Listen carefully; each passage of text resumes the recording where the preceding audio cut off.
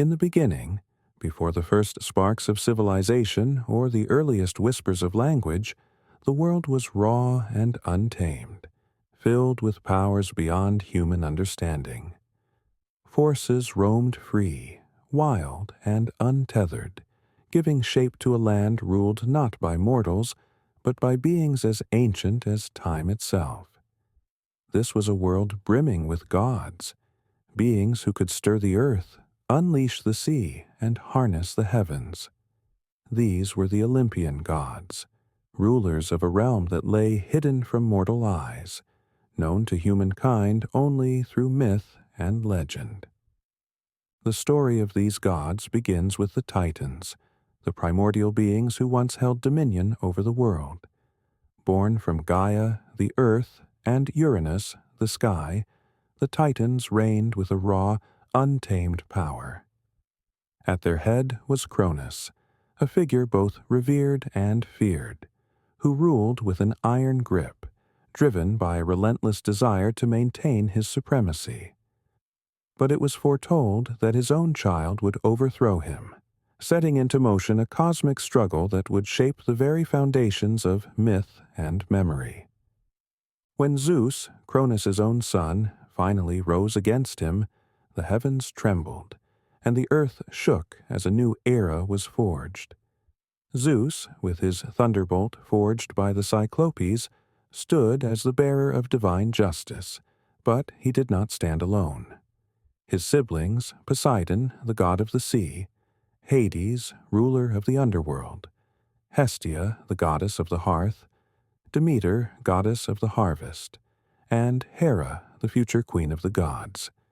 Each rose with him, bound by a shared fate and the promise of a new world under their command. After the great war of the Titans, known as the Titanomachy, the young gods emerged victorious, casting the Titans into the depths of Tartarus, a shadowed prison far below even the underworld. With their triumph came the dawn of a new rule, a new order, the reign of the Olympians. They ascended to Mount Olympus, the fabled peak shrouded in clouds, where they established their eternal home. A palace invisible to the mortal eye, but woven into the fabric of myths and stories, passed down through generations. On Olympus, each god claimed a dominion, their powers and personalities reflecting the essence of nature and human life itself. There was Zeus, the thunder wielder and king, Hera, his wife, queen, and protector of marriage, Poseidon, whose moods shaped the waves, and Athena, born from Zeus's very mind, embodying wisdom and the art of war. There was Apollo, god of the sun and music, and his sister Artemis, goddess of the moon and the hunt. Aphrodite stirred hearts with beauty, while Ares unleashed the fury of battle. Hephaestus wielded fire to craft tools and weapons, while Demeter's touch brought forth the harvest. Dionysus delighted in wine and celebration, and Hades ruled his shadowy domain beneath the earth. But life on Olympus was far from peaceful. Though they stood as immortals above humankind, the gods themselves possessed all the virtues and vices of mortals, amplified by the boundless scale of their powers. They loved and fought, plotted and forgave, weaving together tales of heroism, jealousy, and intrigue that intertwined with the lives of mortals. From their lofty home, they looked down upon the human world, sometimes granting favors to those who worshipped them, other times casting down curses upon those who earned their wrath. And yet, for all their flaws, the Olympian gods were beloved by the ancient Greeks, who saw in them the full spectrum of life's joys and tragedies. These were not perfect beings, but reflections of humanity's highest ideals and deepest flaws, deities who walked the same earth as mortals, if only in stories. Through their myths, these gods and their adventures have endured, surviving the erosion of centuries, continuing to inspire wonder, curiosity, and a sense of awe. So now, join me as we journey to the heights of Mount Olympus, where we'll meet each of these gods, uncovering the tales of their powers, their passions, and the legacy they have left imprinted upon our world. We'll start, fittingly, with Zeus, the Thunderbearer, who commands the heavens from his throne atop Olympus. And, through him, we will begin to understand the ancient world's reverence and fear, for in his hand lies the lightning that unites the heavens and the earth. Chapter 1. Zeus, the Thunderbearer and King of Olympus. In the heart of Olympus, towering above all others, sits Zeus, the god who commands the heavens and the earth alike. Known as the Thunderbearer, Zeus holds in his grasp the power of the storm, his mighty lightning bolt ready to unleash at a moment's notice. He is the ruler of the Olympian gods, a figure whose authority is felt in every corner of both the divine and mortal realms. But Zeus's rise to this lofty throne was neither simple nor without struggle. His tale is one of prophecy, rebellion, and destiny. Long before Zeus ruled from Olympus, the world was governed by the Titans, ancient beings born from the union of Gaia, the earth, and Uranus, the sky. Among these Titans was Cronus, Zeus's father, a powerful and ambitious ruler who had claimed control over the cosmos. Yet Cronus was haunted by a prophecy, a foretelling that his own child would one day rise against him, overthrowing his rule just as he had once done to Uranus. Driven by fear and a desire to hold on to power, Cronus resorted to an unspeakable act. He swallowed each of his children as soon as they were born, casting them into the depths of his being to prevent them from ever challenging his throne. But destiny, as it often does, found a way to defy even the most powerful of wills. When Zeus was born, his mother, Hera, could bear the horror no longer. She devised a plan to save her son and deceive Cronus. Wrapping a stone in swaddling cloth, she presented it to Cronus, who, in his haste and paranoia, swallowed it whole, believing it to be his newborn child. Meanwhile, Zeus was spirited away, hidden safely on the island of Crete, where he would grow in secret, nurtured by nymphs and guarded by nature itself. As Zeus grew, so did his strength and his resolve. When the time came, he returned, no longer a child, but a formidable young god, ready to confront his father. In a fierce rebellion that shook the very foundations of the cosmos, Zeus led a revolt against Cronus and the Titans. This monumental clash, known as the Titanomachy, pitted the old gods against the new in a battle that spanned the heavens and the earth.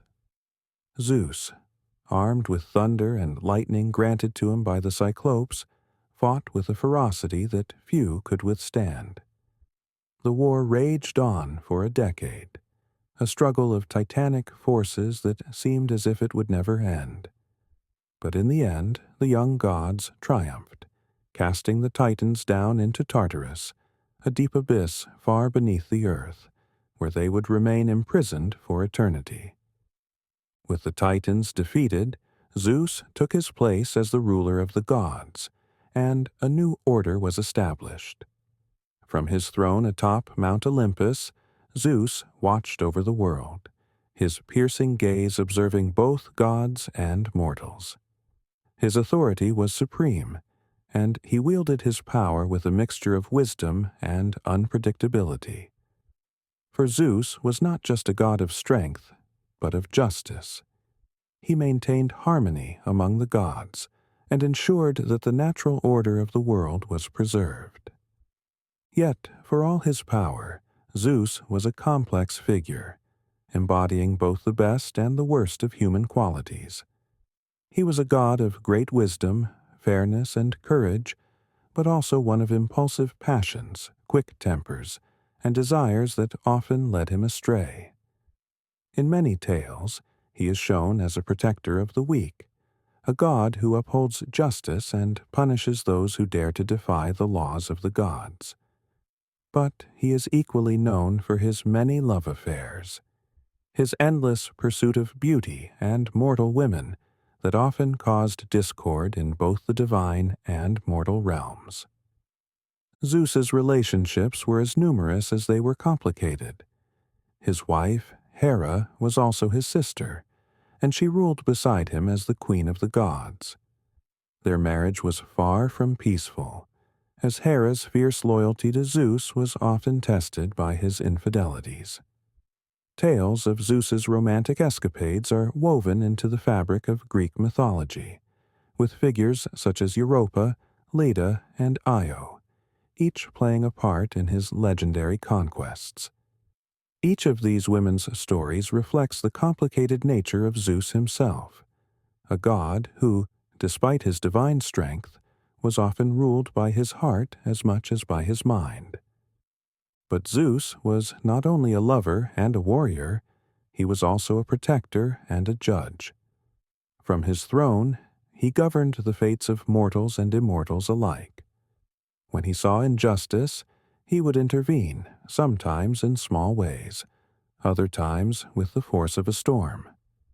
One of the most famous examples of Zeus's justice is the story of Prometheus, the Titan who defied him by stealing fire from the gods and giving it to humankind.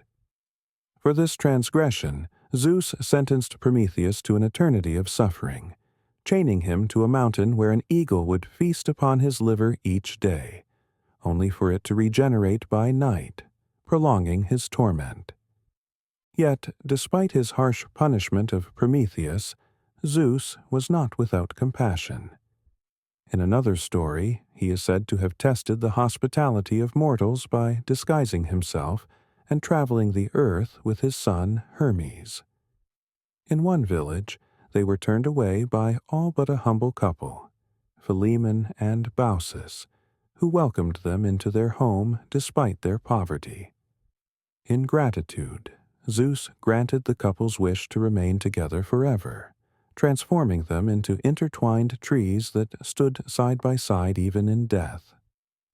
This tale reflects Zeus's dual nature.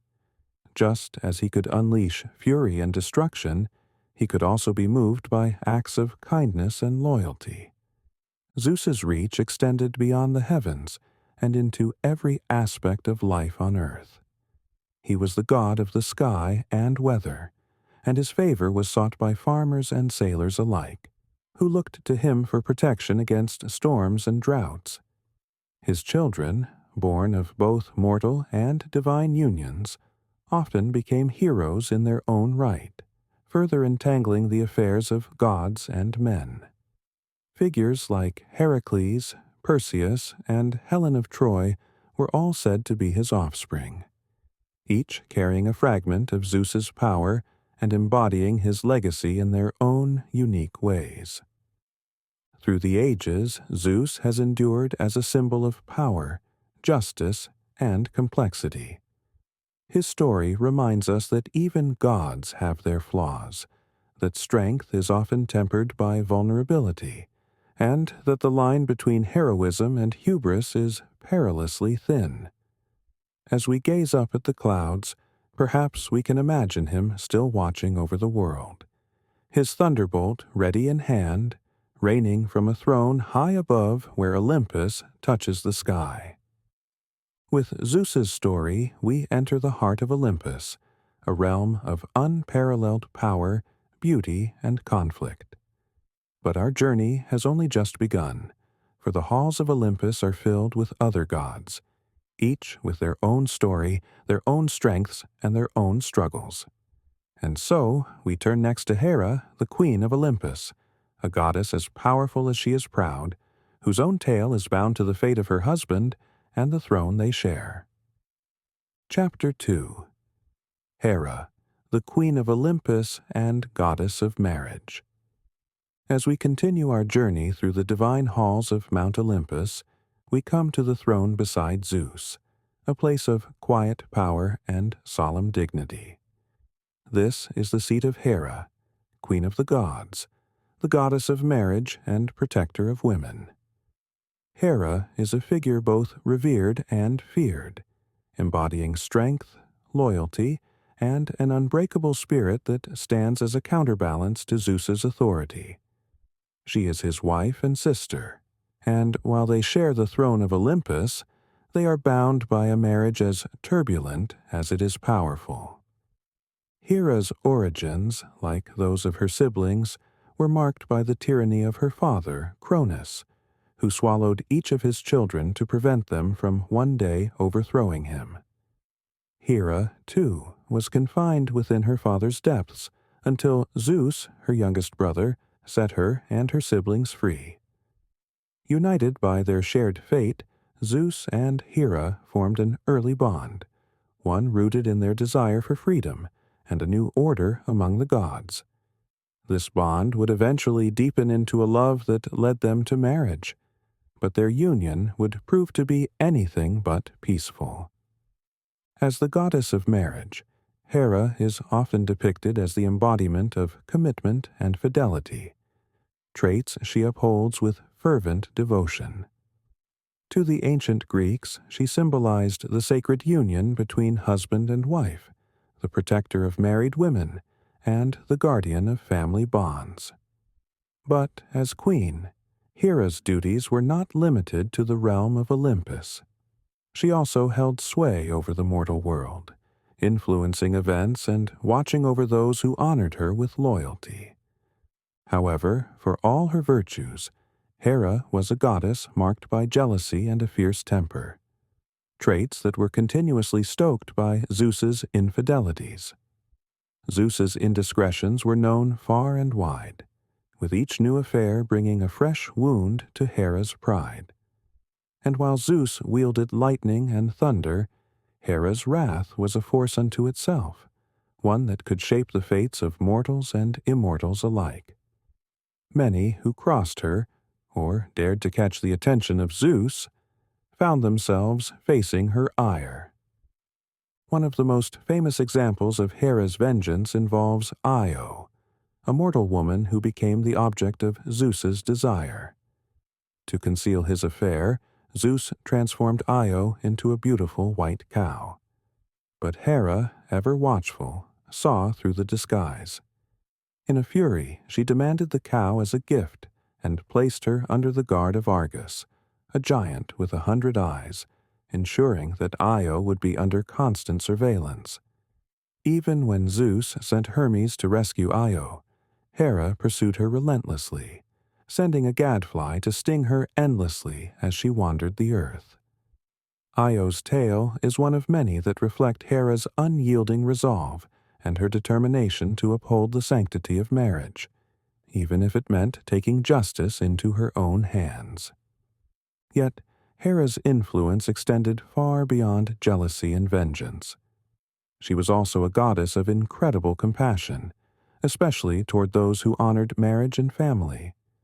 In times of need, mortals often sought her protection, and Hera would not hesitate to bless those who revered her. For those who were faithful, she offered guidance and strength, and she often intervened to protect women during childbirth, bestowing blessings on the home and family. Another famous story involving Hera's protective nature centers on the hero Jason and his quest for the Golden Fleece. When Jason was still a young boy, he encountered Hera in disguise as an old woman at a riverbank. While others passed her by, Jason showed kindness, carrying her across the river. In gratitude, Hera became his divine patron, watching over him and aiding him throughout his journey. She provided him with wisdom and protection, guiding him through perils that no mortal could face alone. This act of favor from Hera shows her ability to recognize loyalty and kindness, rewarding those who proved worthy of her respect. But Hera's complexity as a goddess and a queen is perhaps best exemplified in her relationship with Heracles, the son of Zeus, and a mortal woman named Alcmaeon. Heracles' very existence was a reminder of Zeus's betrayal, and Hera's resentment toward him ran deep. From the moment of his birth, Hera plotted against Heracles, sending snakes to his cradle to end his life. Yet, even as an infant, Heracles displayed incredible strength, strangling the snakes with his bare hands. This would only be the beginning of Hera's relentless pursuit of him. Throughout Heracles' life, Hera placed obstacles in his path, driving him to madness that would lead to the loss of his family, and setting before him the 12 labors as penance. Her intention was to see him crushed by the weight of his tasks, to remind him and the world of her unwavering power. Yet, in a twist of fate, Heracles' struggles only served to elevate him, allowing him to attain a level of strength and resilience that would make him one of the greatest heroes in Greek mythology.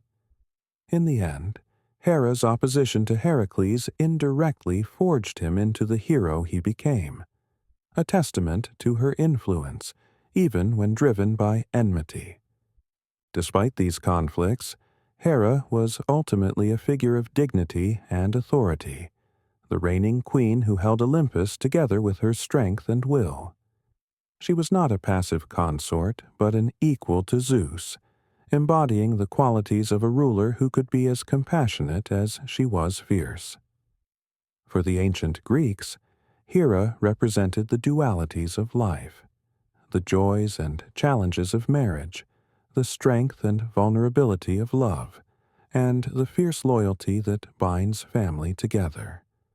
In many ways, Hera is a reflection of the trials and tribulations of human relationships, embodying both the beauty and the struggles that come with commitment and loyalty.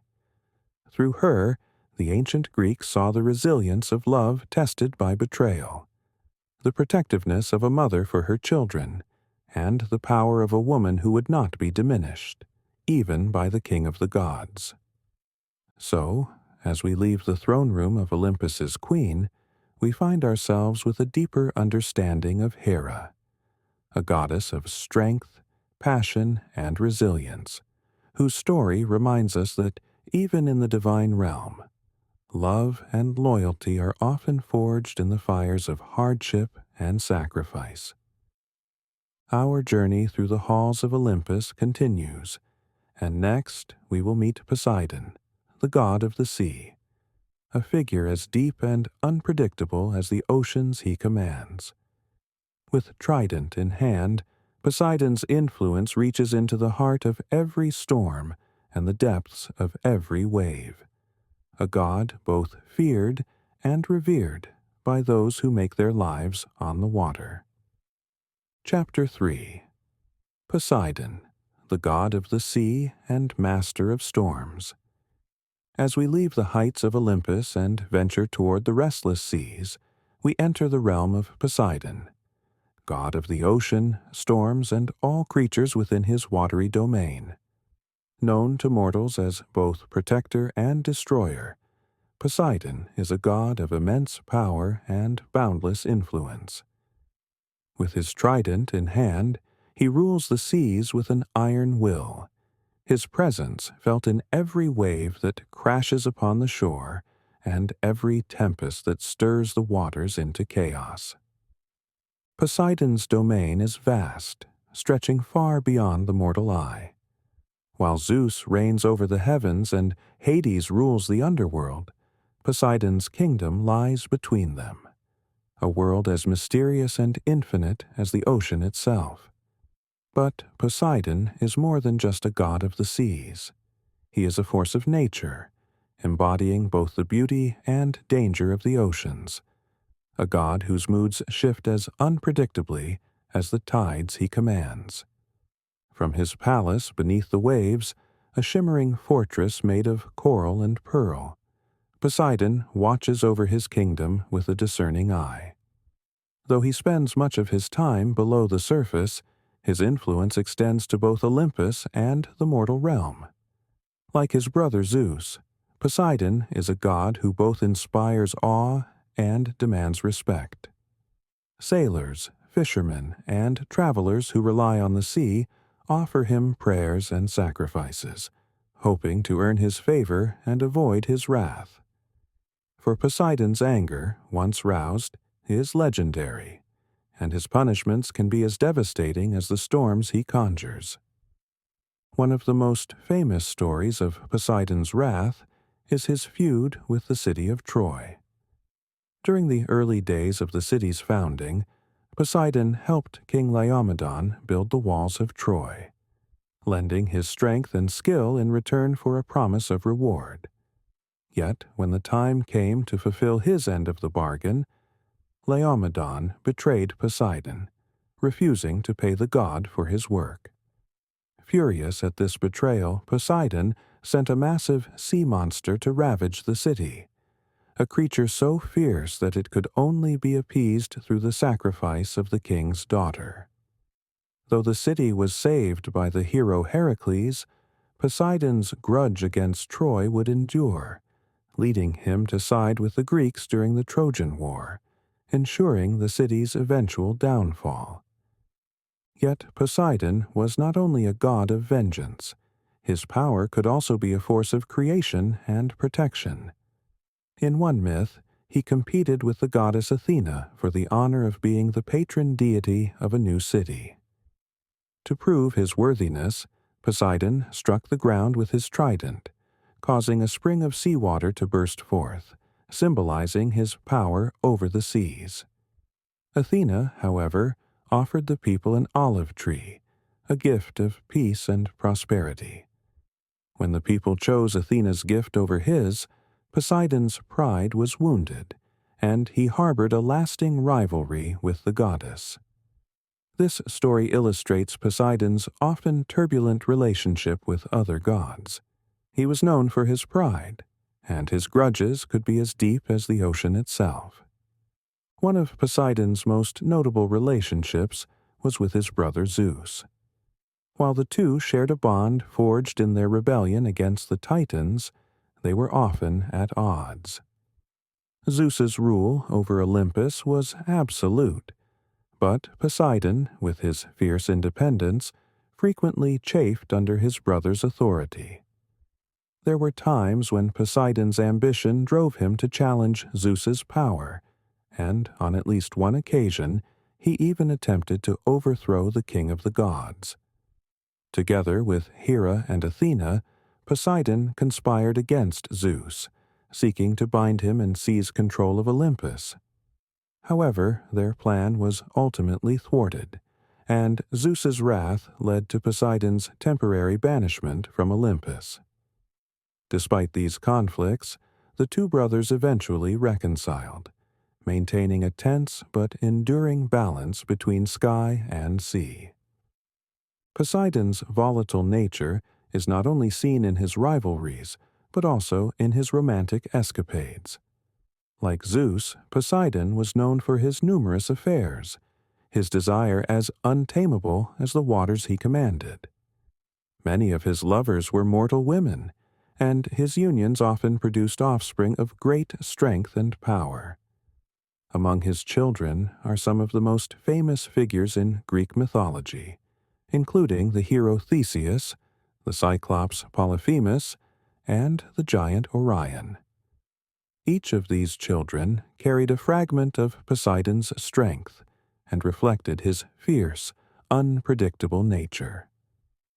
One of Poseidon's most tragic tales involves his son Polyphemus, the Cyclops who played a pivotal role in the story of Odysseus.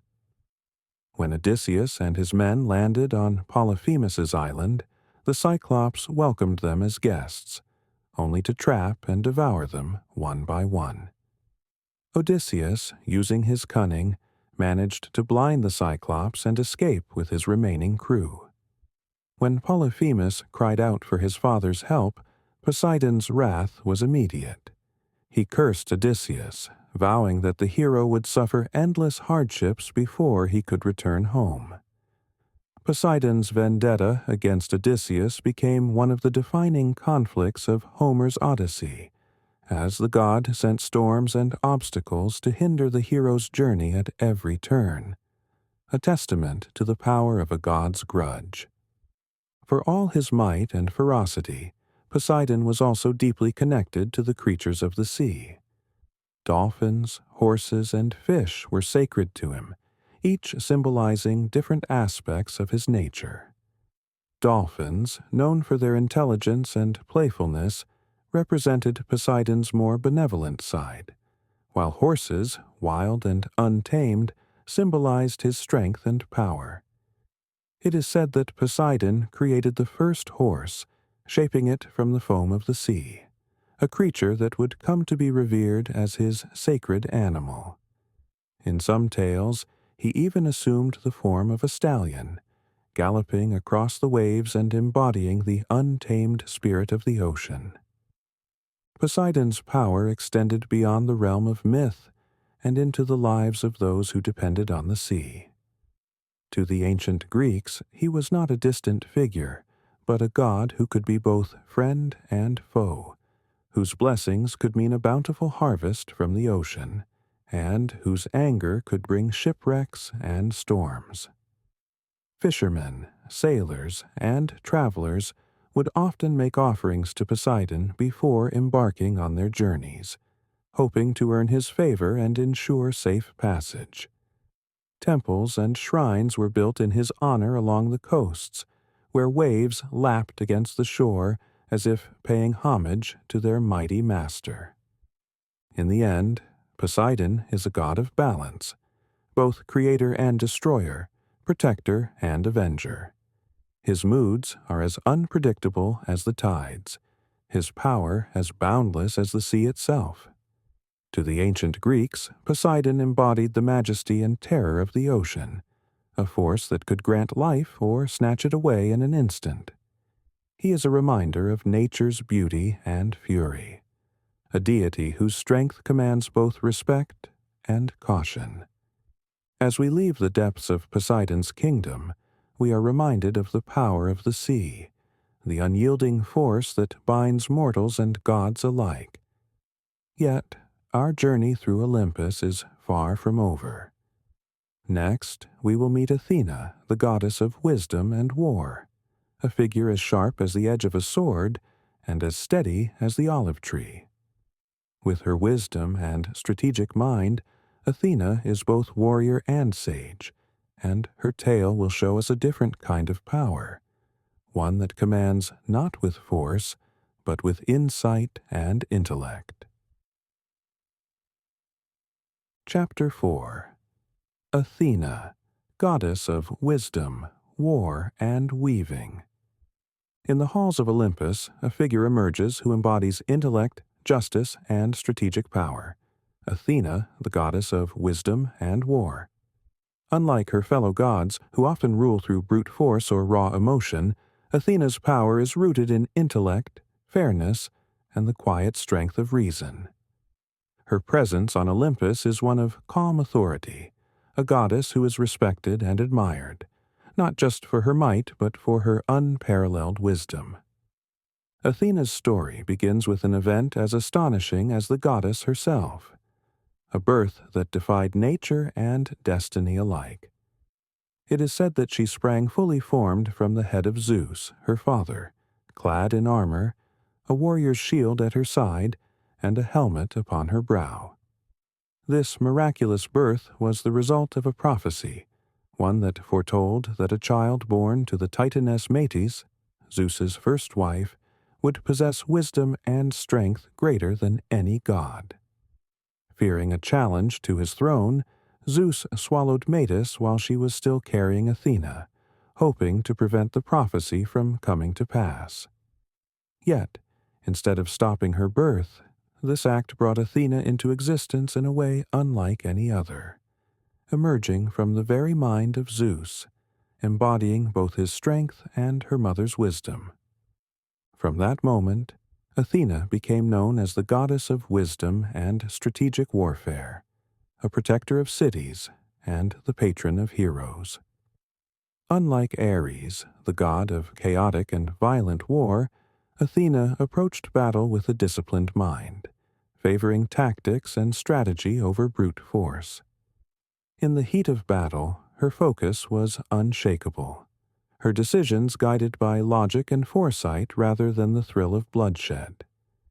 To the ancient Greeks, Athena symbolized the ideal warrior, not driven by rage, but by purpose, fighting only when necessary and always for a just cause. One of Athena's defining moments as a goddess came when she competed with Poseidon to become the patron deity of a new city. The people of this city, which would later be named Athens, sought a divine protector and asked Poseidon and Athena to offer gifts as a sign of their favor. Poseidon struck the ground with his trident, summoning a spring of salt water that symbolized his power over the seas. Athena, however, offered a more humble yet infinitely valuable gift, the olive tree. This tree would provide food, oil, and wood, bringing prosperity and peace to the people. The citizens chose Athena's gift, and in honor of her wisdom and benevolence, the city was named Athens, a city that would become a center of learning, art, and civilization. This tale showcases Athena's preference for gifts that nurtured growth and harmony over displays of raw power, marking her as a goddess who valued the well-being of her people. Athena's wisdom was not limited to matters of war or politics. She was also the goddess of crafts, weaving, and skillful arts, embodying the creativity and patience required to create beauty and order from chaos. In her temple, the Parthenon, dedicated citizens would offer their finest works, from statues to textiles, each piece crafted with the care and precision that Athena herself valued. To the Greeks, weaving was an art that mirrored life itself, intertwining threads to create patterns, just as people's choices and actions wove the fabric of their lives. This made Athena not only a goddess of strength, but also a patron of artisans and craftsmen, a guide to those who shaped the world with their hands as much as with their minds. Yet, for all her wisdom and fairness, Athena was also known for her fierce sense of justice, one that could turn merciless when wronged. An example of this is the tale of Arachne, a mortal woman who dared to challenge Athena in a weaving contest. Arachne's skill in weaving was unmatched among mortals, and her pride led her to boast that her talent even surpassed that of the goddess herself. In response, Athena descended to earth and accepted Arachne's challenge, a contest that would determine once and for all who was the greater weaver. As the contest unfolded, Arachne created a tapestry that depicted the gods in unflattering, scandalous scenes, showing their faults and failings. Athena, on the other hand, wove scenes of the gods in their glory, emphasizing their strength and virtue. Though Arachne's work was indeed exquisite, Athena could not overlook her hubris. In a fit of anger and disappointment, Athena transformed Arachne into a spider, condemning her to weave forever. The story of Arachne serves as a reminder of Athena's intolerance for arrogance and disrespect, particularly when it came to the arts she held dear. Through this tale, we see Athena's complex nature, a goddess who encouraged creativity and skill, yet demanded humility and respect. Athena was also a protector of heroes, guiding them with her wisdom and insight. Among those she favored was Odysseus, the cunning hero of the Odyssey. Throughout his journey, Athena watched over him, offering guidance and protection as he faced countless trials.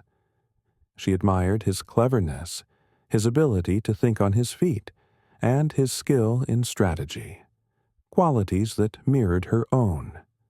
When he faced the Cyclops Polyphemus, it was Athena's influence that helped him devise the plan to blind the creature and escape. And when he finally returned to Ithaca, it was Athena who helped him reclaim his kingdom, standing by his side as he fought to restore order. Her guidance in Odysseus's journey reflects her role as a goddess who valued intellect and bravery, aiding those who demonstrated these qualities. Another hero under Athena's protection was Perseus, the legendary slayer of Medusa. Athena provided Perseus with the tools and knowledge he needed to accomplish his seemingly impossible task. She gave him a polished shield, so reflective that he could look upon Medusa's face without being turned to stone, using the shield as a mirror to see her indirectly. This gift, combined with her guidance, allowed Perseus to defeat the monstrous Gorgon and emerge victorious.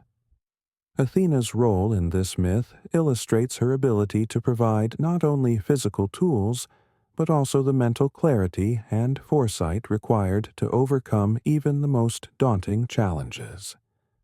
But Athena's wisdom extended beyond individual heroes. She was a protector of entire cities and civilizations. Her presence in Athens marked the city as a place of learning, where knowledge and culture flourished. She was seen as a goddess who encouraged the pursuit of knowledge and the cultivation of virtues. To the people of Athens, Athena was more than a deity.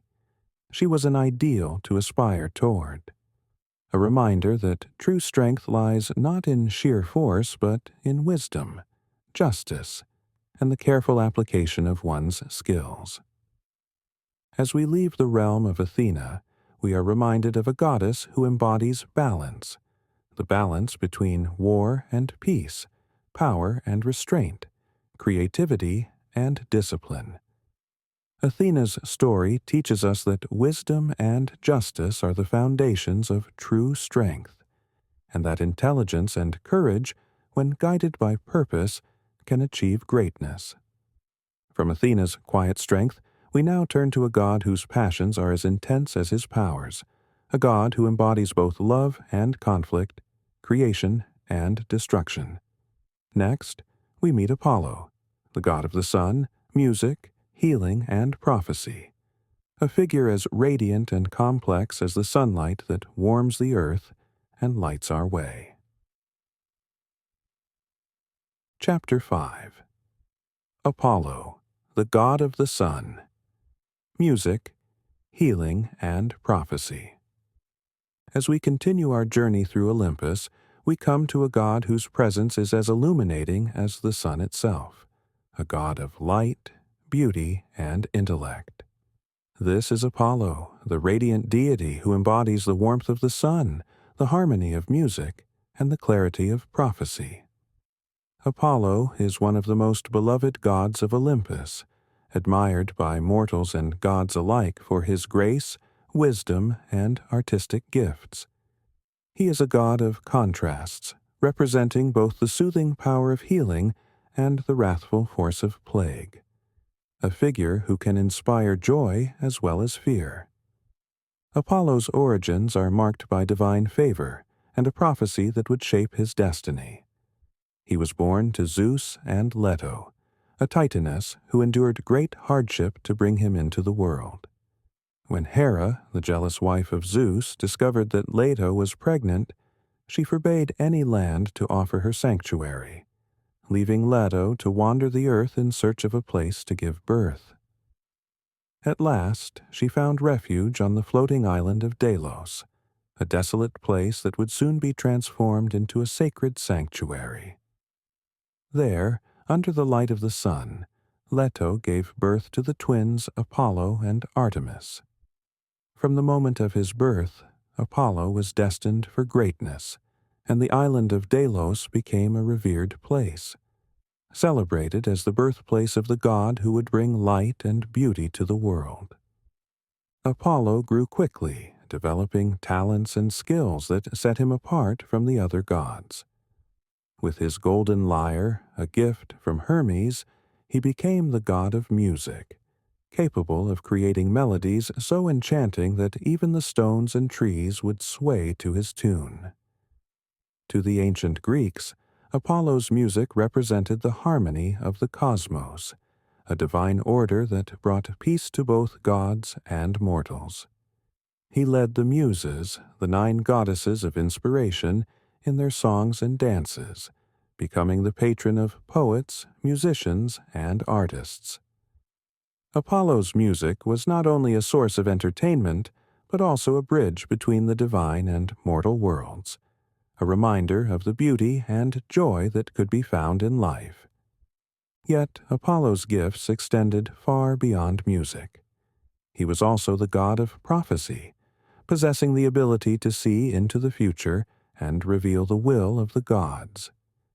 This power made him a figure of immense respect and reverence among mortals, who would come from far and wide to seek his guidance at the Oracle of Delphi, his most famous sanctuary. At Delphi, a priestess known as the Pythia would enter a trance, speaking the cryptic words of Apollo, which would then be interpreted as prophecies. These oracles played a crucial role in ancient Greek society, influencing decisions on everything from wars to marriages, as people sought to align their lives with the divine wisdom of Apollo. The Oracle of Delphi became a symbol of Apollo's far-reaching influence, a place where mortals could connect with the gods and seek their guidance on matters of fate and destiny. In addition to his roles as the god of music and prophecy, Apollo was also a healer, a deity who possessed the knowledge of medicine and the power to cure disease. His son, Asclepius, would later become the god of medicine, revered for his ability to heal the sick and even bring the dead back to life. Apollo's healing touch was sought by those who suffered, and his temples often served as places of refuge and recovery. Yet Apollo's power over life and death had a darker side, for he was also a god capable of bringing disease and plague upon those who angered him. His arrows could heal, but they could also bring suffering, as seen in the epic of the Iliad, where Apollo sent a devastating plague upon the Greek army after they disrespected one of his priests. This duality, of healer and harbinger of plague, reveals the complexity of Apollo's character, a god who could bring both comfort and retribution. Apollo's beauty and charm made him the object of affection and admiration, but his love life was marked by tragedy and unfulfilled desire. One of the most famous stories of Apollo's romantic pursuits is his love for Daphne, a beautiful nymph. Struck by Eros's arrow of desire, Apollo fell hopelessly in love with her, but Daphne, wounded by an arrow that caused her to reject all love, fled from him. Desperate, Apollo pursued her through the forest, but Daphne, wanting only to escape, prayed to her father, the river god Peneus, to save her. In response, Peneus transformed her into a laurel tree, ending the chase but breaking Apollo's heart. In his grief, Apollo vowed to honor her forever, making the laurel his sacred tree and wearing its leaves as a symbol of his devotion. To this day, laurel wreaths symbolize victory and achievement, a testament to Apollo's love and his acceptance of loss. Apollo's romantic misfortunes continued with other loves, each ending in sorrow or separation.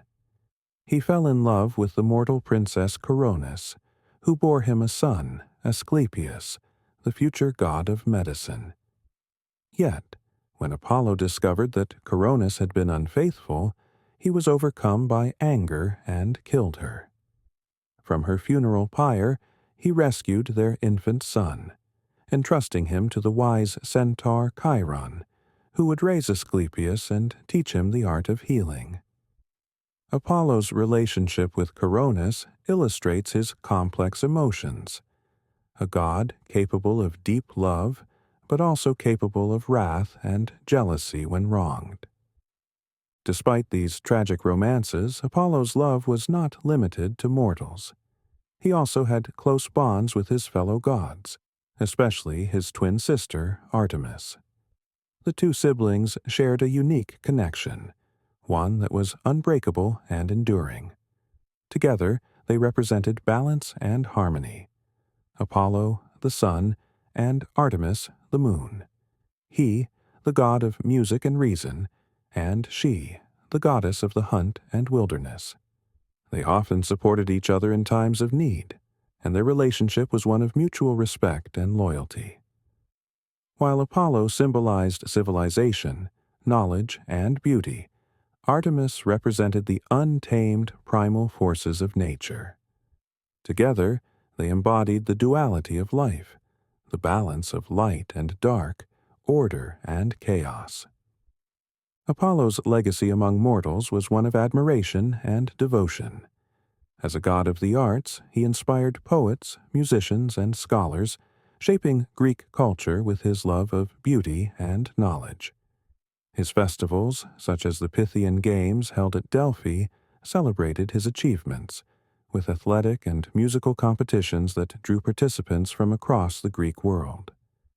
These games honored not only Apollo's strength, but also his intellect and artistry, a celebration of both body and mind. To the ancient Greeks, Apollo was more than a god. He was an ideal to aspire to, representing the balance of power and wisdom, discipline and creativity. As we leave the radiant presence of Apollo, we are reminded of a god whose influence reaches into every corner of life, a deity who embodies the light of the sun, the harmony of music, and the clarity of insight. His story is one of joy and sorrow, healing and retribution, a reminder of the beauty and complexity that lies at the heart of both mortals and gods. From Apollo's light and music, we turn now to his twin sister, Artemis, the goddess of the moon and the hunt. A figure of independence and grace, Artemis roams the wilderness, protecting the forests and the creatures within them. With her bow in hand and the moon as her guide, Artemis is a goddess as untamed as nature itself, a protector of the wild, and a symbol of strength and freedom. Chapter 6. Artemis, Goddess of the Moon and the Hunt. As we continue our journey through Olympus, we come to Artemis, the goddess of the moon, wilderness, and the hunt. Twin sister to Apollo, Artemis embodies the wild, untamed beauty of nature, moving silently through forests and glades, her bow in hand and her gaze fixed upon the mysteries of the night. She is a goddess of independence and grace, fierce and unwavering in her devotion to her chosen path. To mortals and gods alike, she represents the allure of the untamed and the harmony of the natural world. Artemis was born to Zeus and Leto, under the same difficult circumstances that marked her brother's birth. Hera, Zeus's wife, had forbidden any land from giving Leto shelter, forcing her to wander in desperation. At last, the barren island of Delos offered sanctuary, and there, under a sky that reflected the spirit of the wilderness, Leto gave birth to the twins. Artemis was the first to be born, and legend holds that she then assisted her mother in delivering her brother Apollo, a moment that foreshadowed her future role as protector of women in childbirth and guardian of the innocent. From her earliest moments, Artemis was independent, choosing a path that would lead her away from Olympus's pomp and grandeur and into the untamed beauty of the natural world.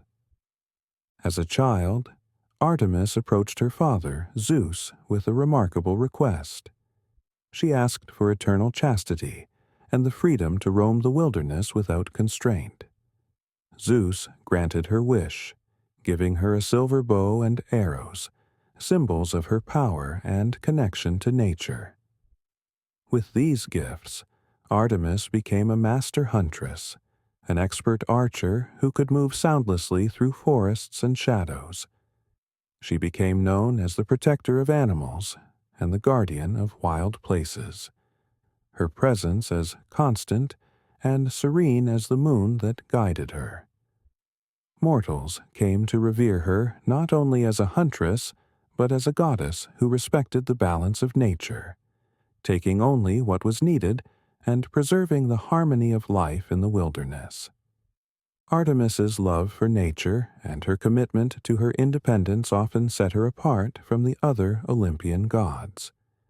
While many of the gods enjoyed grand palaces and splendid feasts, Artemis preferred the company of her loyal followers, a group of young maidens who had also taken vows of chastity. Together, they roamed the forests and mountains, hunting by day and resting by streams under the moon's glow. Artemis's followers adored her, and she in turn protected them fiercely, allowing no harm to come to those who pledged themselves to her service. This devotion was not limited to her followers. She also extended her protection to those who respected nature and the creatures within it. To hunters and travelers who honored the wild, she could be a benevolent guide, offering her favor and ensuring safe passage. Yet, for those who dared to disrespect her or the sanctity of nature, Artemis's wrath was swift and unyielding. One of the most famous stories illustrating this side of Artemis involves Actaeon, a mortal hunter who happened upon the goddess while she was bathing in a secluded pool. Shocked and angered by the intrusion, Artemis transformed Actaeon into a stag. Confused and frightened, he fled through the forest, only to be pursued and killed by his own hunting dogs. This story became a lasting warning of Artemis's fierce protectiveness and her demand for respect and reverence for her privacy and her dominion over the wilderness. Despite her fierce independence, Artemis shared a close and unbreakable bond with her twin brother, Apollo. Though their personalities were distinct, he represented the sun and civilization, while she symbolized the moon and nature. They complemented each other in a harmonious balance. Together, they embodied the duality of life, light and shadow, day and night. Their relationship was one of mutual respect, and while they often went their separate ways, they would come to each other's aid without hesitation. To the ancient Greeks, this bond symbolized the inseparable connection between the natural world and human life, a reminder that both civilization and wilderness hold equal importance in the cycle of existence. Artemis's fierce loyalty also extended to her family. When her mother, Leto, faced ridicule and harassment from the giant Tityos, who attempted to assault her, Artemis and Apollo both came to her defense. Together, they struck him down with their arrows, exacting vengeance upon the one who had threatened their mother.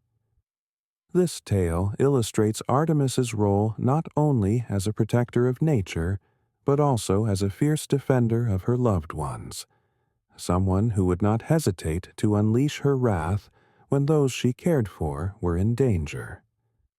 While Artemis is often seen as a distant and solitary figure, she was also known for her compassion, particularly toward women and children. She was revered as the goddess who protected women in childbirth, easing their pain and granting safe delivery to newborns. Her connection to childbirth was likely rooted in her own birth and her role in helping deliver her twin brother, Apollo.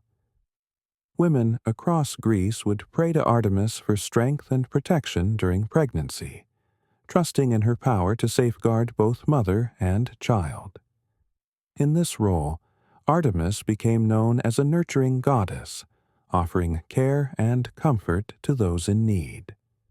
Yet, despite her gentler side, Artemis was unyielding in her vows of chastity and independence. Tales of her rejecting the advances of gods and mortals alike are well known, with her purity symbolizing her dedication to her chosen path. One such tale involves Orion, a giant hunter who became one of Artemis's few companions. The two shared a love of the hunt and enjoyed each other's company, but the friendship would take a tragic turn. According to one version of the story, Apollo, fearing that his sister might be romantically swayed by Orion, tricked her into shooting him by pointing out a distant figure in the water. Unaware that the figure was her beloved friend, Artemis loosed an arrow, striking Orion down. When she discovered the truth, her grief was profound, and in honor of their friendship, she placed Orion's image among the stars as a constellation. This tale reflects the deep tragedy that can accompany loyalty and devotion, a reminder of Artemis's complex nature as both a fierce warrior and a compassionate friend. Artemis's image in Greek culture was one of freedom, strength, and independence. She was the goddess who roamed where others dared not, embracing the mysteries of the forest and the quiet solitude of the wilderness. To the Greeks, she represented the wild beauty of the natural world and the strength of the independent spirit. Hunters revered her as a master of their craft, while women looked to her for protection and guidance. Her festivals, particularly the Brauronia held in her honor at Brauron, celebrated her dual role as a protector of young girls and a goddess of the hunt, with participants dedicating offerings and dances to honor her power and grace. As we leave Artemis's moonlit forest, we are reminded of a goddess who embraces both the strength of solitude and the warmth of loyalty. She is a protector of nature, a guardian of innocence, and a figure who values freedom above all else. Her presence is as enduring as the cycles of the moon, a quiet force that watches over the forests, the animals, and the untamed heart of the world. From Artemis's quiet yet fierce spirit, we turn next to a goddess of a different kind, one who captivates with beauty, charm, and the power of love itself. Next, we meet Aphrodite, the goddess of love and desire, a figure as alluring as she is complex, embodying the mysteries and allure of the human heart. Chapter 7. Aphrodite, the goddess of love and beauty. As we journey deeper into the mythic world of Olympus, we encounter a goddess whose very presence can stir the heart, ignite passion, and inspire awe. This is Aphrodite, the goddess of love, beauty, and desire. She is one of the most enchanting figures of Olympus, a deity whose allure extends across the realms, captivating gods and mortals alike. With her beauty and charm, Aphrodite represents the mysteries of the human heart, embodying both the joys and the complexities of love. Aphrodite's origin is as mysterious as it is unique. According to one version of the myth, she was born from the foam of the sea, emerging fully formed in a radiant display of beauty. The sea carried her to the shores of Cyprus, where she was met with awe and reverence by all who saw her. This miraculous birth gave her the title of Aphrodite Anadaiomene, or Aphrodite rising from the sea. In another version, she is the daughter of Zeus and the Titaness Dione.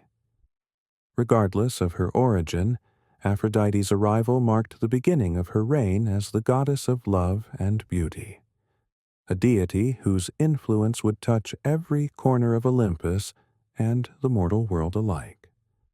Aphrodite's power is unlike that of any other Olympian.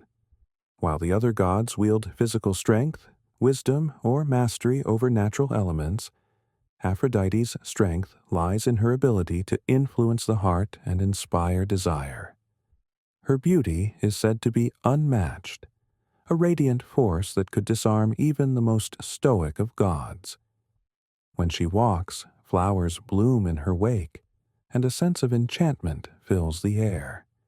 She wears a magical girdle that intensifies her charm, allowing her to sway the emotions and desires of anyone she chooses. This power makes her a figure of reverence and fascination, as well as a source of intrigue and conflict. Aphrodite's role in the Trojan War is perhaps one of the most famous examples of her influence over both gods and mortals. It began with a seemingly innocent contest among the goddesses, Hera, Athena, and Aphrodite. Each claimed to be the most beautiful, and they sought Zeus's judgment. Unwilling to decide, Zeus deferred to Paris, a mortal prince of Troy, who was asked to choose the fairest of the three. Each goddess offered Paris a gift in exchange for his favor. Hera promised power, Athena offered wisdom and skill in battle, but Aphrodite made a different offer. She promised Paris the love of the most beautiful woman in the world, Helen of Sparta. Enchanted by her offer, Paris awarded the prize to Aphrodite, sparking a chain of events that would lead to the epic conflict known as the Trojan War. Through this story, we see Aphrodite's power to shape destinies, for it was her promise of love that set the wheels of fate in motion, leading to a war that would echo through the ages. Yet, while Aphrodite could inspire love and desire in others, her own love life was filled with complexity and drama. She was married to Hephaestus, the god of fire and craftsmanship, a union arranged by Zeus in hopes of containing her allure. Hephaestus was devoted to her, crafting beautiful jewelry and adornments in his attempts to win her affection. But Aphrodite, driven by passion and desire, found herself drawn to Ares, the god of war. Their affair became one of the most famous love stories on Olympus, a union of beauty and chaos, attraction and conflict. Their relationship, however, was not without consequence. One day, Hephaestus discovered their secret. With his skill and ingenuity, he forged an invisible net and set a trap in their bedchamber. When Aphrodite and Ares were together, the net fell upon them, trapping them in a humiliating embrace. Hephaestus summoned the other gods to witness their shame, exposing their affair before all of Olympus. Yet, even in this moment of exposure, Aphrodite's allure was undeniable. The gods, instead of scorn, laughed at the sight, captivated by the goddess's beauty even in her disgrace. Despite the scandal, Aphrodite's influence remained unshaken, and her love for Ares continued, a reminder of her untamable nature and her determination to follow her heart. Aphrodite's power extended beyond Olympus, shaping the lives of mortals as well. She was a goddess who could bring joy and heartbreak in equal measure, a deity capable of creating bonds that transcended time and space. Her relationships with mortals were often marked by tragedy and longing, reflecting the bittersweet nature of love itself. One such story is her romance with Adonis, a mortal of extraordinary beauty. She loved him deeply, but his life was cut short when he was mortally wounded by a wild boar during a hunt.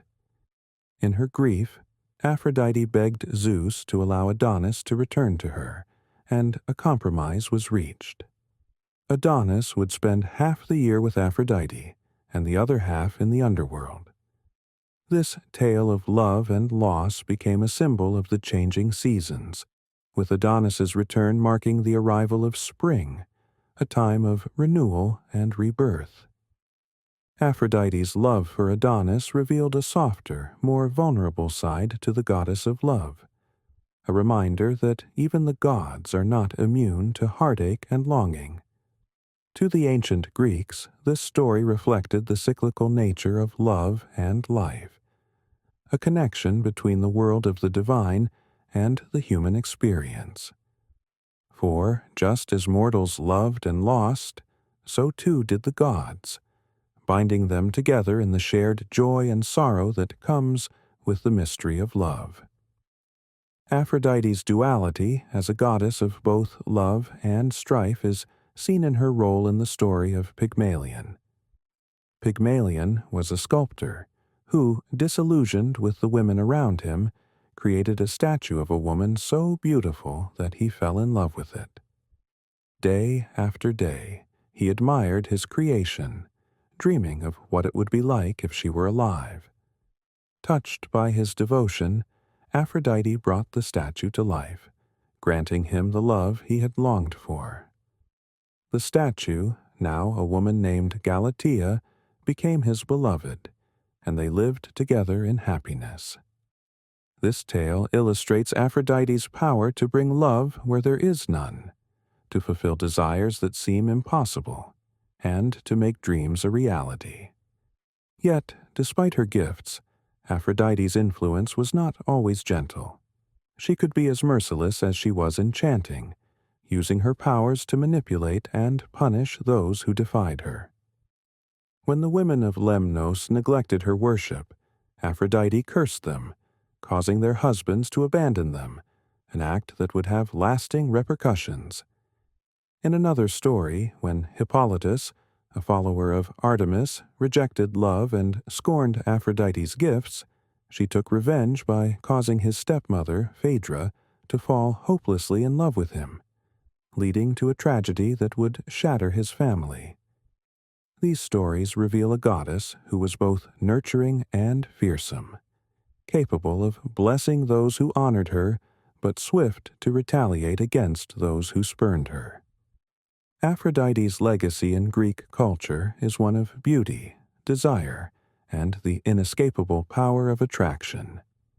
She was worshipped across the ancient world, her temples filled with offerings from those seeking her favor in matters of love and passion. The Greeks saw in her a reflection of the complexities of the human heart, a goddess who embodied both the ecstasy and the pain that love could bring. Festivals were held in her honor, where people celebrated her gifts with music, dance, and offerings, recognizing her role in shaping the bonds that connected them. As we leave Aphrodite's presence, we are reminded of the goddess's ability to captivate, to bind hearts together, and to inspire both joy and sorrow. Her influence reaches into the very fabric of life, touching every love, every longing, every moment of connection. Aphrodite's beauty is more than skin deep. It is the allure of the unknown, the magnetism that draws people together, and the mystery of desire itself. From the charms of Aphrodite, we turn now to two gods whose roles on Olympus are entwined with the very essence of conflict and craftsmanship. Next, we meet Ares, the god of war, and Hephaestus, the god of fire and the forge. A pair as different as fire and steel, whose stories reveal the raw power and skill that shape both battle and creation. Chapter 8. Ares and Hephaestus, gods of war and craftsmanship. As we continue our journey through Olympus, we come to two gods who embody opposing forces yet share a complex relationship through their work and their influence over the realms of mortals and deities alike. These are Ares, the god of war, and Hephaestus, the god of fire and craftsmanship. Where Ares represents the raw, unrestrained chaos of battle, Hephaestus embodies the patience and skill of creation. Together, they reveal the duality of destruction and creation, forces that shape both the mortal world and the realm of the gods. Ares, the god of war and the fury of battle. Ares, the god of war, is a figure of intensity and power, driven by the thrill of conflict and the chaos of battle. He is the son of Zeus and Hera, yet he shares little with his father's sense of justice or his mother's protective nature. Instead, Ares revels in the fury of war, his presence stirring fear and excitement on the battlefield. To mortals, Ares represents the unpredictable and violent nature of conflict. a reminder of the dangers and glory that war brings. Unlike Athena, who approaches battle with strategic insight and wisdom, Ares's approach to war is impulsive and aggressive. He embodies the raw violence of combat, a force that cares little for strategy or honor. His loyalty is not to a cause or a nation, but to the act of battle itself. Where Athena represents disciplined warfare, Ares symbolizes bloodshed, rage, and the brutal aspects of conflict. To the Greeks, he was a god both feared and respected, a figure who reminded them of the darker side of human nature. Ares's love life was as tumultuous as his nature, and he is perhaps best known for his passionate and scandalous affair with Aphrodite. Despite her marriage to Hephaestus, Aphrodite was drawn to Ares, finding in him a wild intensity that matched her own allure. Their union was one of beauty and chaos, a relationship that brought both passion and scandal to Olympus. Yet, their love came at a cost. When Hephaestus discovered their affair, he devised a clever plan to expose them, capturing Ares and Aphrodite in a net and summoning the other gods to witness their humiliation. Though the gods laughed at the sight, Ares's pride was wounded, and he and Hephaestus became reluctant rivals from that day forward. Ares's children, like himself, often reflected the darker side of human nature. Among them was Phobos, fear, and Deimos, terror, who accompanied him into battle, spreading panic and dread among his enemies. These offspring became symbols of the uncontrollable aspects of war, forces that could turn even the bravest soldiers into cowards. Yet, Ares was not without honor. He respected strength and valor in combat, and his followers revered him as a god who granted courage to those who fought with bravery. One of the most notable stories involving Ares is his battle with the hero Heracles, a mortal whom he despised. Ares saw Heracles as a rival, a mortal who challenged his dominance in the realm of battle. When Heracles killed Ares's son Cycnus, Ares confronted him on the battlefield. The two clashed in a fierce battle, but Heracles, aided by Athena, emerged victorious, wounding Ares and forcing him to retreat. This defeat revealed Ares's vulnerability, showing that even a god of war could be overcome by skill and courage. Despite his defeats and his impulsive nature, Ares remained a powerful figure on Olympus. He was a reminder of the untamed forces within the human spirit, a god who personified rage and strength, but also the consequences of unchecked aggression. His presence on Olympus was a symbol of the balance needed between order and chaos, a figure who, while often unpredictable, held a vital place in the pantheon. Hephaestus, the god of fire and the master craftsman. In stark contrast to Ares stands Hephaestus, the god of fire, craftsmanship, and invention. Where Ares is wild and unpredictable, Hephaestus is steady, thoughtful, and skilled. Born to Hera, he is often depicted as the lame god, having been cast from Olympus by either Zeus or Hera due to his physical deformity.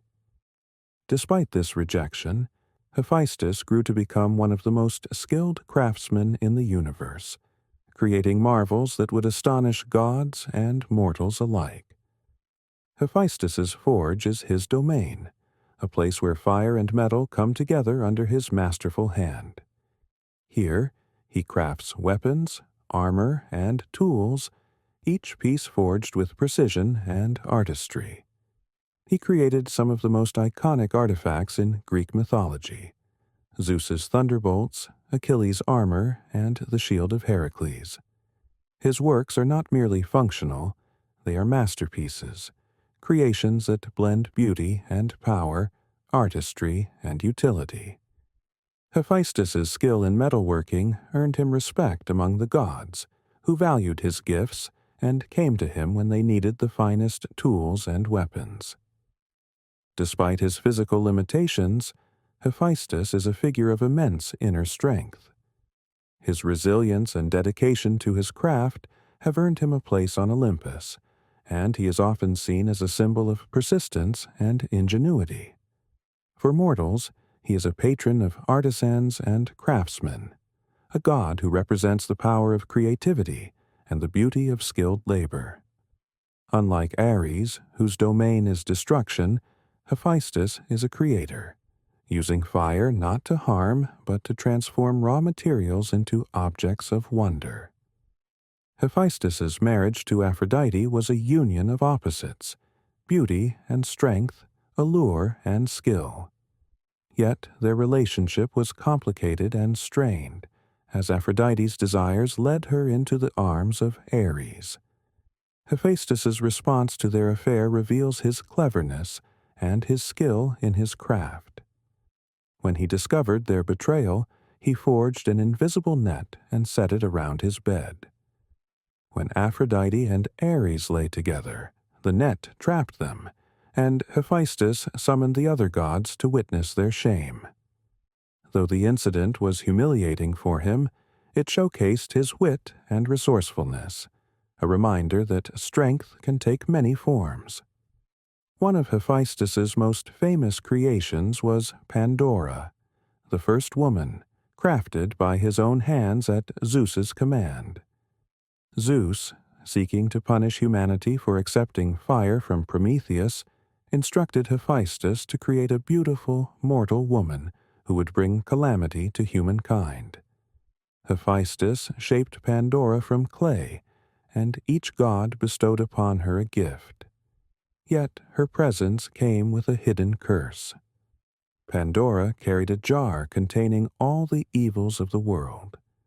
When she opened it, these evils spread across the earth, leaving only hope within.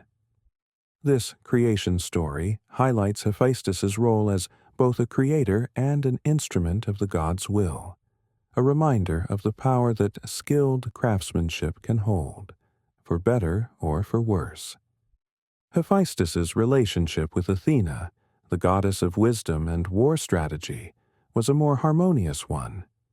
Both gods shared a deep respect for skill and intelligence, and together they were patrons of the arts and craftsmanship.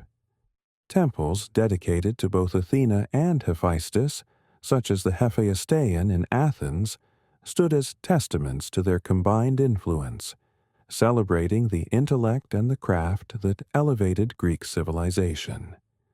Hephaestus, like Athena, valued patience and precision, and together they inspired the artists, architects, and inventors of ancient Greece.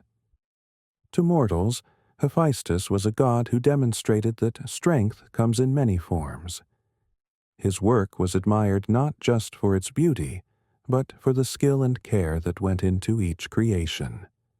While Ares represented the thrill and danger of battle, Hephaestus stood for the strength of the artisan, the quiet power of those who shape the world with their hands. His resilience in the face of rejection and his dedication to his craft made him a symbol of perseverance, a reminder that true power can be found in patience and skill. As we leave the domains of Ares and Hephaestus, we are reminded of the contrasts they embody: chaos and order, destruction and creation, rage and resilience. These gods, though different in every way, both play a vital role on Olympus, each contributing to the balance of power that holds the cosmos together. Our journey through Olympus brings us next to the goddesses of family and the hearth. Hestia, the goddess of the hearth and home, awaits, a goddess who, unlike her fiery counterparts, offers a quiet strength and a comforting presence, nurturing the bonds that hold families and communities together.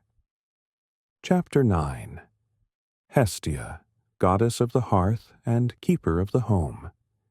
As we draw closer to the quieter, warmer corners of Olympus, we find a goddess whose influence is as steady and comforting as the fire she tends. This is Hestia, the goddess of the hearth, home, and family. Though she may lack the dramatic flair of other gods and goddesses, her presence is vital. Hestia embodies the calm, nurturing force that brings unity and peace to Olympus and the mortal world alike. She is a goddess of humble strength, a figure who embodies warmth, stability, and the bonds that tie families and communities together. Hestia was the firstborn child of the Titans Cronus and Rhea, making her the eldest sibling of Zeus, Hera, Poseidon, Hades, and Demeter. Yet, as with her siblings, she was swallowed by Cronus at birth and later freed by Zeus. Despite her seniority, Hestia took a vow of eternal chastity and chose a life of quiet dedication rather than seeking power or prominence. While other gods pursued adventure, glory, and influence, Hestia devoted herself to the hearth, a symbol of home, family, and the bonds that unite all. Her role may seem modest, but the hearth fire she tends is central to the lives of both gods and mortals, serving as a place of gathering, warmth, and sustenance. In the grand palace of Olympus, Hestia's fire burns continuously, providing warmth and a sense of unity for all who reside there. Her presence is often unassuming. She does not engage in the quarrels, jealousies, or power struggles that often disrupt the peace of Olympus. Instead, she is a stabilizing force, a gentle mediator who fosters harmony among the gods. Hestia's vow of chastity further reflects her commitment to purity and peace, allowing her to remain above the entanglements of romance, jealousy, and rivalry that affect so many of her kin. She is a goddess who radiates tranquility, her presence a reminder of the values of humility and kindness. Unlike many of the Olympian gods, Hestia rarely left her place by the hearth. Her lack of dramatic exploits and absence from grandiose myths might suggest that she played a lesser role, but to the ancient Greeks, she was one of the most cherished deities. Every home, from the grandest palace to the humblest cottage, had a hearth dedicated to her. Before meals, offerings were made to Hestia to thank her for the warmth and protection of the home. She was the first and last deity honored in daily worship, a constant presence in the lives of mortals, from birth until death. Hestia's commitment to peace and order extended beyond Olympus. She played an essential role in the founding of colonies, as each new settlement would establish a central hearth in her honor, a symbolic act that represented the creation of a new community. The hearth fire was a reminder that, no matter how far people traveled, they carried with them the spirit of home, unity, and connection. This fire was often brought from the mother city's hearth, symbolizing the enduring link between the old and the new. For this reason, Hestia became a goddess associated with not only the home, but also the foundation of cities and the preservation of communal bonds.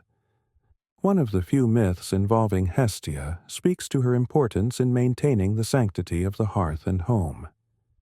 Once, the gods Dionysus and Apollo argued over who should take Hestia's place among the Olympian 12.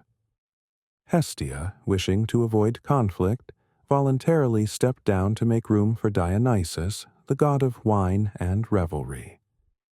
Her decision reflected her selflessness and her dedication to peace above personal pride. Rather than claim a seat of power, Hestia was content to remain by the hearth, ensuring that Olympus remained a place of unity and refuge for all. Her decision also demonstrates her unique strength. She was a goddess who, unlike others, needed no grand display or formal title to command respect.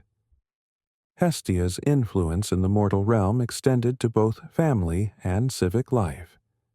To the Greeks, the hearth was the heart of the household, the place where families gathered, meals were prepared, and stories were shared.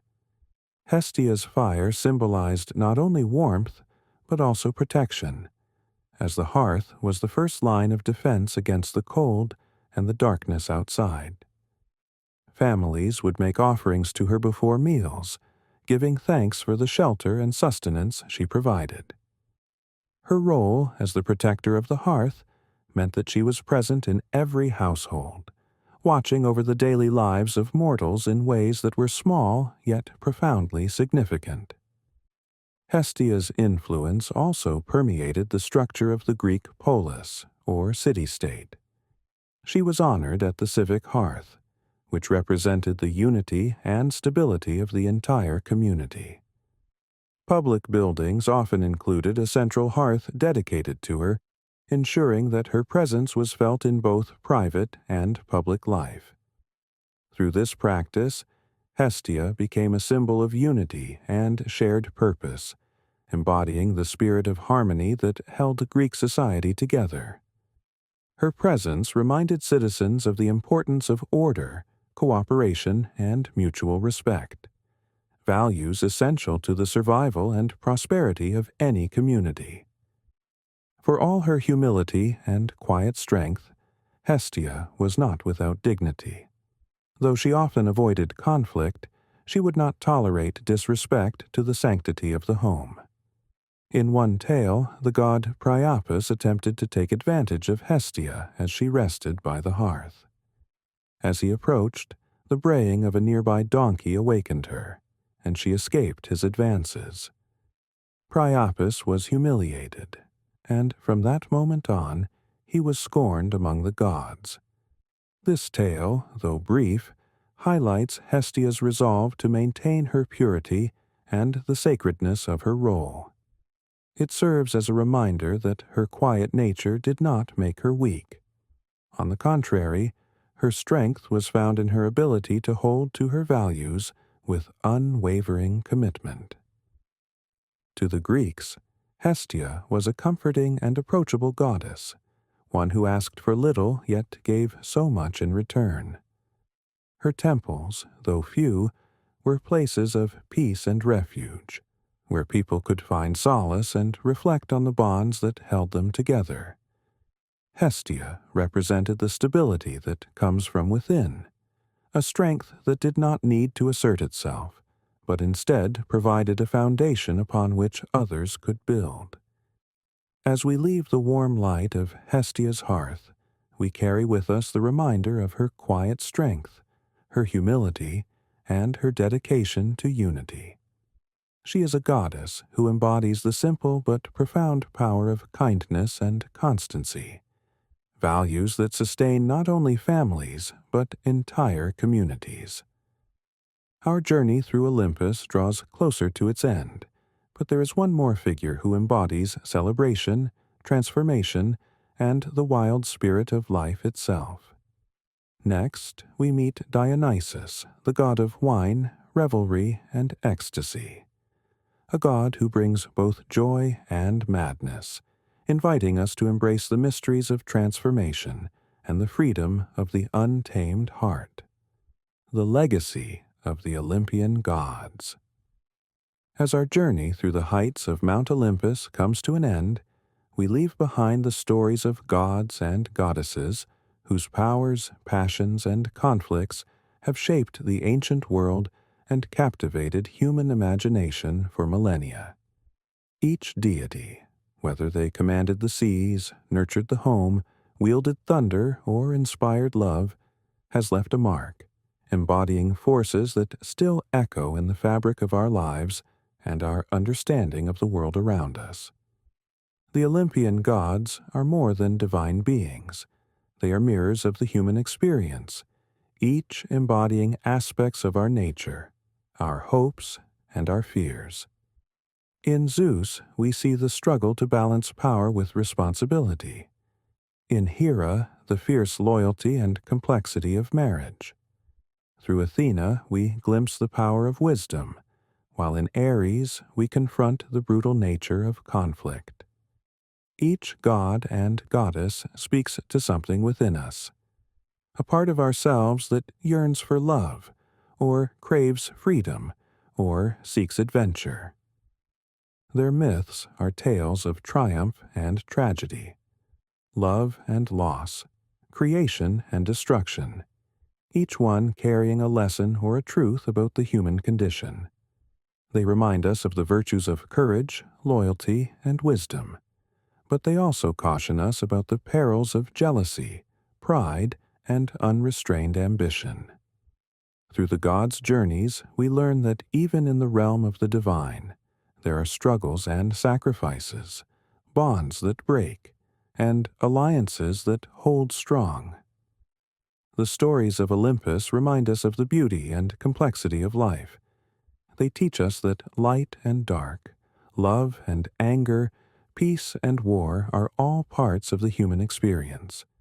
These tales encourage us to seek balance, to find strength in our connections with others, and to honor the forces that shape our world, from the hearth fires that warm our homes to the oceans and skies that remind us of the vast unknown. And so, as we step away from the halls of Olympus, we carry with us the timeless wisdom of these myths, stories that continue to inspire wonder and reflection. We remember that, though the gods may dwell in the heavens, their stories are forever entwined with the world below, a reminder of the mysteries that surround us and the shared journey we all walk. Thank you for joining me on this journey through the legends of the Olympian gods. Until we meet again, may these tales bring light, wisdom, and inspiration into your own story.